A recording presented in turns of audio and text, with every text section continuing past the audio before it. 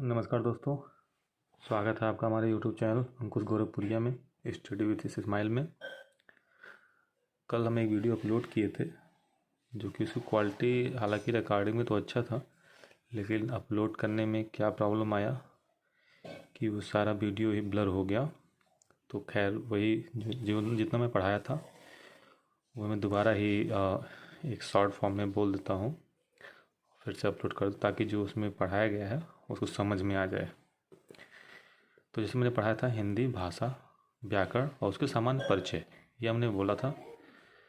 तो हमने भाषा बताया था कि विचार प्रकट करने वाला माध्यम भाषा कहलाता है। भाषा क्या कहलाता है? विचार प्रकट करने वाला माध्यम भाषा कहलाता है। इस भाषा, ये जो भाषा है, ये भाषा भाष धातु से मिलकर बना है। भाषा एक भाष धातु से मिलकर बना हुआ शब्द है। इस भाष का अर्थ होता है विचार प्रकट करना। ठीक है। अब हम बताए थे कि सरल भाषा कौन सा होता है? मौखिक होता है। मौखिक क्यों होता है? क्योंकि हम बोले थे कि मौखिक मतलब सामान्य आम बातचीत में जैसे भी हम लोग बोल लेते हैं, कुछ भी बोल लेते हैं तो एक दूसरे का बात एक दूसरे लोग समझ पाते हैं। तो ये मौखिक आसान होता है, सरल भाषा होता है। उसी प्रकार सबसे कठिन भाषा क्या होता है? सांकेतिक भाषा होता है, जो कि थोड़ा सा कठिन होता है। संकेत में वो क्या बोल रहा है, कैसे क्या कर रहा है, वो समझ नहीं आता। उसके कई अर्थ निकलते हैं तो थोड़ा समझना दिक्कत हो जाता है। तो ये हो गया। फिर हम एक बोले थे ये बोली। एक मिनट पेंसिल ले लें हम। बोली, बोली जो होता है किसी क्षेत्र में सीमित होता है। बोली किसी क्षेत्र में सीमित होता है। जैसे किसी गांव में एकदम भोजपुरी टाइप बोला जाता है, किसी गांव में कुछ अलग भाषा टाइप बोला जाता है, कुछ बोली बोला जाता है। तो बोली मतलब किसी क्षेत्र सीमित होता है।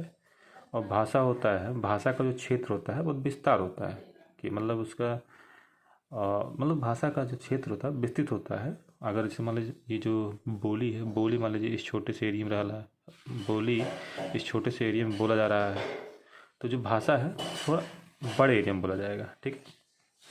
मातृभाषा आप लोग को बताया था परिवार एवं समाज से मिलता है।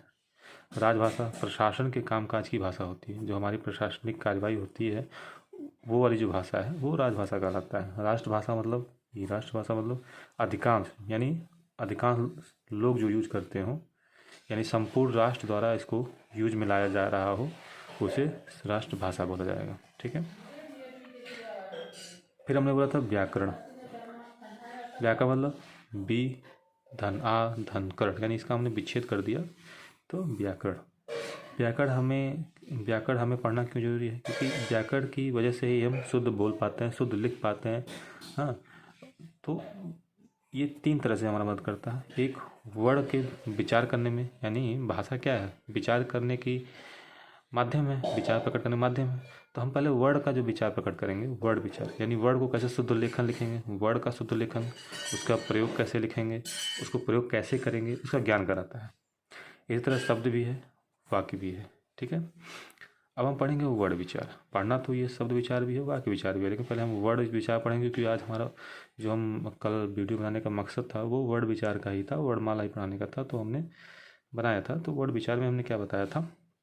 वर्ड जो है वो ध्वनि से मिलकर बना है। ध्वनि मतलब जो हम लोग बोलते हैं, जो हम लोग बोलते हैं ध्वनि, जो भी बोलते हैं आ ऊ ए आ, जो भी मतलब बोलते हैं, तो जो मुंह से निकलता है ध्वनि वो वर्ड कहलाता है। तो वर्ड क्या है? ध्वनि है। वर्ड जो है ध्वनि से मिलकर बना है। तो अगर कहा जाए ध्वनि, ध्वनि जो है भाषा की, यही भाषा, ये भाषा की सबसे छोटी मौखिक इकाई है। भाषा की सबसे छोटी मौखिक इकाई पूछा जाए तो ध्वनि है, लेकिन लिखित में अगर पूछा जाए, लिखित में सबसे छोटी इकाई तो वर्ड है। ठीक है। इतना समझ पाए आप? चलिए आगे बढ़ते हैं। वर्ड को हमने दो भागों में बांटा, एक स्वर, एक व्यंजन। स्वर जो होता है वो स्वतंत्र होता है, मतलब स्वर को बोलने के लिए हमें किसी की आवश्यकता या किसी की मदद लेने की जरूरत नहीं पड़ती, ये स्वतंत्र होता है। ठीक है। जैसे छोटा बड़ा, मतलब इसको बोलने में किसी की सहयोग नहीं लेनी पड़ती है। व्यंजन क्या होता है? ये स्वतंत्र नहीं होता है। इस व्यंजन को बोलने के लिए हमें इस स्वर की मदद लेनी पड़ती है, इस स्वर की मदद लेनी पड़ती है। जैसे हमने देखिए क लिखा, क में अ छिपा हुआ है, यानी आ की मदद से ही हम क बोल पा रहे हैं। ठीक है, ये बताया। अब आइए पढ़ते हैं स्वर। पहले स्वर पढ़ें फिर व्यंजन पढ़ेंगे। फिर हमने स्वर में बताया था कि स्वर कितने होते हैं, 1 2 3 4 5 6 7 8 9 10 11 12 13, 13 स्वर होते हैं। हालांकि कुल स्वर 13 होते हैं, लेकिन मूलतः स्वर अगर क्वेश्चन आता है कि मूलतः कितने स्वर होते हैं तो 11 है, क्योंकि इन दोनों को स्वर नहीं मतलब स्वर स्वर तो है, लेकिन स्वर का जो बाकी स्वर हैं वो जो काम करते हैं व्यंजन के साथ जुट के जो काम करते हैं वो ये व्यंजन के साथ नहीं जुड़ते हैं, इसलिए इसका नाम ही अलग है अयोगवाह। अयोगवाह मतलब ये जो व्यंजन के साथ वहन नहीं होते, ये सिर्फ स्वर के साथ प्रयुक्त होते हैं, मतलब ये सिर्फ स्वर के साथ ही प्रयुक्त होंगे, व्यंजन के साथ प्रयुक्त नहीं होंगे, इसलिए ये स्वर से थोड़ा हटके हैं, इसलिए इनको स्वर में काउंट नहीं किया जाता है। और इनका अंक और आह यानी इनका नाम होता है अयोगवाह, इनको अयोगवाह कहते हैं, अंक और आह को अयोगवाह कहते हैं। ठीक है, तो हम समझ गए कि कुल स्वर कितने हैं, 13। 13 कब होंगे, इन सबको लेके 13 होंगे। मूलतः स्वर इन दोनों को हटाएंगे, जो बचेगा वो मूलतः स्वर यानी 11 होंगे हमारे। अब एक है मात्रात्मक स्वर, मतलब जिसमें मात्राएं हों, जो जो मात्रा लगती हों। जैसे देखिए इसकी मात्रा कोई नहीं है, ये उदासीन है, इसकी मात्रा नहीं है, ख्याल की मात्रा है लेकिन इसकी कोई मात्रा, जैसे आ में एक मात्रा है, इसकी मात्रा जब लिखेंगे तो ऐसे लिखेंगे, हाँ इस टाइप का इसका कोई मात्रा नहीं, इसलिए ये 10 मात्रा, यानी अगर पूछा जाए मात्रात्मक स्वर कितने हैं तो 10 हैं। ठीक है, अच्छा अब हम स्वरों को मात्रा के आधार पर बांटे थे, स्वरों को हम मात्रा के आधार पर बांटना शुरू किए। ठीक, तो 2 भागों में बांटे पहले, एक होता है हर्ष, एक होता है दीर्घ। हर्ष स्वर, दीर्घ स्वर। हर्ष स्वर मतलब इसमें एक मात्राएं होती हैं, हर्ष में एक मात्राएं होती हैं, देखिए अ ई उ री, इन सब में एक एक मात्राएं होंगी। ठीक है, दीर्घ में 2 मात्राएं होती हैं, जैसे छोटा बड़ा बड़ी उ ए ओ अंग औ। ठीक है, ये सब 2 मात्राएं होती हैं। हालांकि देखिए ये अंक आहा में भी 2 मात्रा होती हैं, हाँ ये 2 मात्रा होती हैं, लेकिन अब इसको अलग ही रखा गया है, तो अलग हमने यहाँ नहीं इसको यहाँ नहीं लिखे, हम अलग ही उसको भी रख दिए। और एक होता है प्लुत। प्लुत मतलब प्लुत की जो मात्राएं होती हैं 2 से अधिक होती हैं, लेकिन जनरली 3 हम लिख रहे हैं कि 3 होती हैं। जैसे देखो ओम लिखा रहता है ऐसे, तो इसका मतलब कि इसमें 3 मात्राएं लगी हुई हैं, देखिए ये। ठीक है, अब एक पढ़े थे संयुक्त स्वर क्या होता है, पढ़े थे जैसे ए ओ औ। ये जो है संयुक्त स्वर मतलब 2 स्वर से मिलके ही बना है ये, इसलिए संयुक्त स्वर कहा गया है, 2 स्वर मिलके ये बने हैं ए ओ। ठीक है, हमने बांटा स्वर की मात्रा के आधार पर, अब हम बांट रहे हैं ओष्ठ की आकृति के आधार पर। आकृति मतलब हम स्वर को बोलेंगे तो हमारे होठ की जो आकृति है वो कैसी बनेगी, है, तो उसको हम 2 भागों में बांटें, एक बनेगा वृत्ताकार, एक बनेगा अवृत्ताकार। वृत्ताकार को ही गोलीय कहते हैं, अवृत्ताकार को अगोलीय कहते हैं। ठीक है, आइए फिर आगे पढ़ते हैं। वृत्ताकार मतलब उ ओ औ, इन 4 वर्णों को जब हम बोलेंगे, 4 स्वरों को ये बोलेंगे, हम जब ऊ बोलेंगे तो हम देखेंगे कि हमारी जो होठ हैं देखिए थोड़ा सा राउंड होगा, गोल होगा, तो इसलिए इसको गोली कहा गया है। आप बोल के देखिए ऊ ओ औ, जब देखेंगे तो आप होठ होठ का जो बनावट देखेंगे वो गोल हो जाएगा, इसलिए इसको वृत्ताकार कहा गया। अवृत्ताकार जब इसको हम बोलेंगे आ ई ऊ है, तो इसमें हमारे होठ जो हैं गोल नहीं बनेंगे बल्कि खुल जाएंगे या कहीं दबे रहेंगे, ऐसे कुछ होंगे, तो ये अलग हो गए। फिर हमने पढ़ा था एक आगत स्वर। आगत स्वर मतलब जैसे व्यंजन में 2 शब्द हैं आगत में, व्यंजन में 2 अक्षर हैं आगत के, जैसे ये एक है ढ और ढ, जो ये आगत में आया है। ठीक है, ये आगत में आया है, तो उसी तरह इस स्वर में भी एक आगत है आ, तो ये भी वृत्ताकार है, क्योंकि जब इसको बोलेंगे तो होठ हमारा वृत्ताकार हो जाएगा। ठीक है, तो स्वर का पढ़ लिए, स्वर की मात्रा के आधार पर बांट दिए, होठ की आकृति के आधार पर बांट दिए। अब जीव की क्रियाशीलता पर बांट रहे हैं।